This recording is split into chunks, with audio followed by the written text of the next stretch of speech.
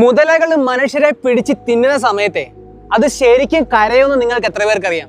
അതെ, ഞാൻ ഞെട്ടിപ്പോയി. ശരിക്കും മനുഷ്യരെയൊക്കെ പിടിച്ച് തിന്നുന്ന സമയത്ത് ലിറ്ററലി ഈ മുതലകൾ കണ്ണീരൊഴുക്കും.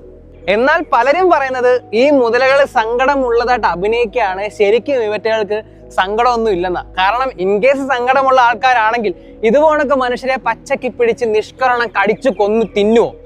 ഈ ഒരു സംഭവത്തിൽ നിന്നുമാണ് മുതലക്കണ്ണീർ എന്ന് പറയുന്ന ഒരു സാധനം വന്നത്. കാരണം സങ്കടമൊന്നും ഇല്ല, ചുമ്മാ കാണിക്കാൻ വേണ്ടിയിട്ട് ഇങ്ങനെ കണ്ണു നിറച്ച് കാണിക്കുക, അതിൽ നിന്നുമാണ് മുതലക്കണ്ണീർ എന്ന് പറയുന്ന ഒരു പ്രയോഗം തന്നെ ഉണ്ടായത്. അങ്ങനെയാണെങ്കിൽ ഈ മുതലകൾ ശരിക്കും എന്തിനാകും കരയുക? പറഞ്ഞുതരാം. കാരണം ഈ മുതലകൾ വെള്ളത്തിൽ ജീവിക്കുന്ന ഒരു ജീവിയാണല്ലോ, കൂടുതൽ സമയം വെള്ളത്തിൽ തന്നെയാണ്. സോ അതുകൊണ്ട് ഇത് കരയ്ക്ക് വരുമ്പോഴത്തേക്കിന് അതിന്റെ കണ്ണ് ഡ്രൈ ആവും. ഓവർ ടൈം കണ്ണ് ഡ്രൈ ആവുമ്പോൾ ഈ ഡ്രൈനെസ് മാറ്റാൻ വേണ്ടി ഓട്ടോമാറ്റിക്കലി അവരുടെ കണ്ണിലേക്ക് ഈ കണ്ണുനീര് വന്ന് നിറയുന്നതാണ്. അങ്ങനെയാണ് ഈ ഡ്രൈനെസ് മാറ്റാൻ വേണ്ടി വരുന്ന കണ്ണുനീരാണ് നമ്മൾ സങ്കട കണ്ണീരാണെന്ന് തെറ്റിദ്ധരിക്കുന്നത്. ഇപ്പൊ നമ്മൾ മനുഷ്യരാണെങ്കിൽ പോലും ഞാൻ തന്നെ ഇങ്ങനെ കണ്ണ് തുറന്നൊരു 5-10 മിനിറ്റ് നിൽക്കുകയാണെങ്കിൽ ഓട്ടോമാറ്റിക്കലി നമ്മുടെ ഐയും ഡ്രൈ ആയിട്ട് കണ്ണുനീരിങ്ങനെ വരും. അതിനർത്ഥം എനിക്ക് ഭയങ്കര സങ്കടം ഉണ്ടെന്നാണോ? അല്ല.